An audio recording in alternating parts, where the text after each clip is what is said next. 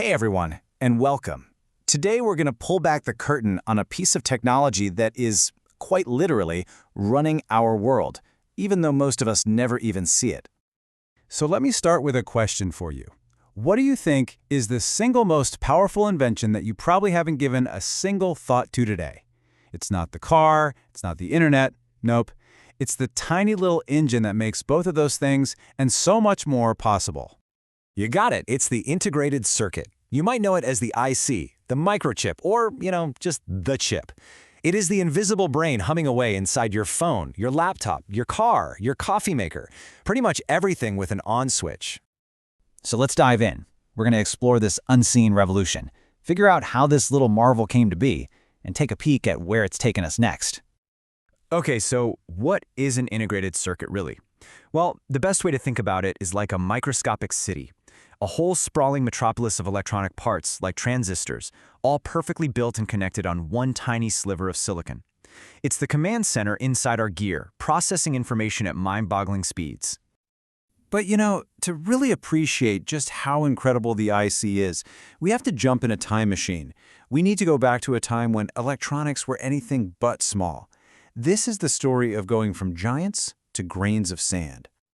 Before the chip, the world ran on vacuum tubes. The very first computers, like the legendary ENIAC, needed thousands of them. And what were they?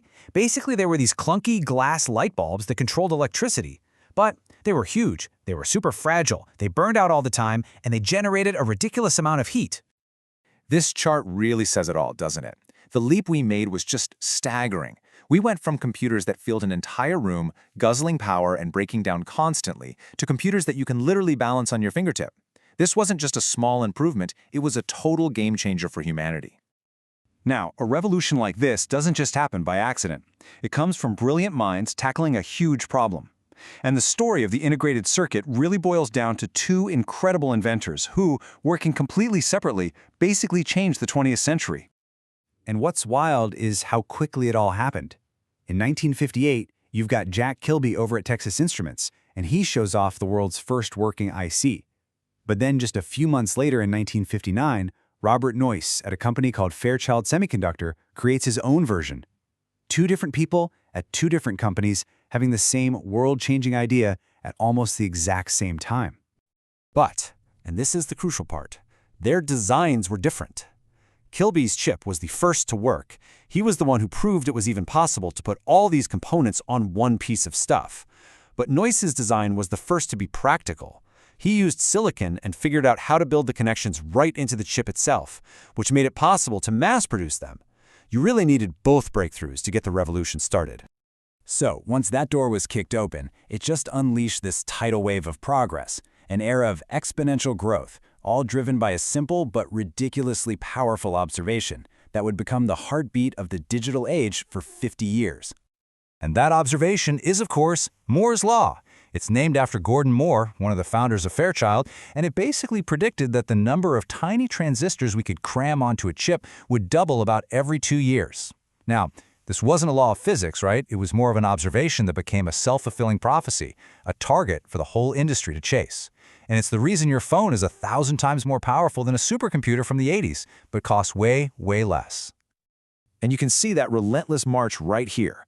We started out with what was called small-scale integration, SSI, with like 10 transistors on a chip.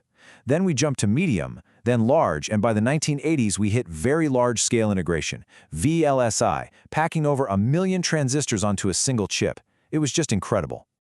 1 million transistors felt like the absolute peak back then, but it was just getting started. Today, we don't talk in millions anymore. The processors in our computers and phones have billions of transistors, billions, all packed into a space smaller than your thumbnail. The scale is it's almost impossible to even imagine. So where does this incredible journey lead us next? Well, in this last part, we're going to look at the future of integration, because believe me, the race to get smaller, faster, and more powerful is far from over. That basic idea, that fundamental drive to integrate more and more stuff into a smaller and smaller space is still the engine of innovation today. Yeah, the problems are getting way harder, but the solutions are getting way more creative. So what's on the menu for the future? Well, we've got things like systems on a chip, which are basically an entire computer, processor, memory, the whole shebang on one tiny piece of silicon. We're also building upwards now with 3D ICs, stacking circuits like tiny skyscrapers to get more power. And then there's the really futuristic stuff, like nanotechnology and the mind-bending world of quantum computing, which could change everything all over again. And look, this evolution isn't just about making things more powerful. As this quote points out, it's about enabling brand new things, like smart wearable health sensors that can save lives, and doing it all more efficiently. There's a huge push to make our electronics more sustainable and use less energy, and integration is key to that. Which brings us to our final big question. For decades, the engine of Moore's law was making transistors smaller.